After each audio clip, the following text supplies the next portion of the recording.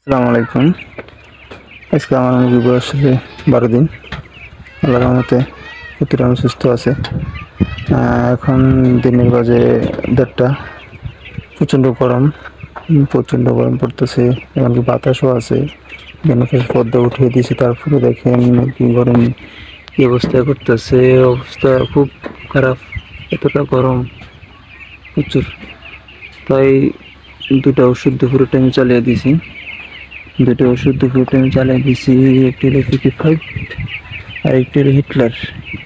এই দেখেন, পিকে 5 হিটলার, এই দুটো ওষুধ একসাথে পানির সাথে মিশিয়ে দুপুরের টাইমে খাইয়ে দিছি।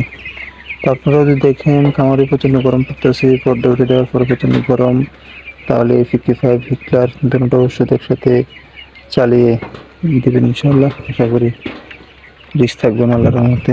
তো ভালো থাকবেন, দোয়া করবেন।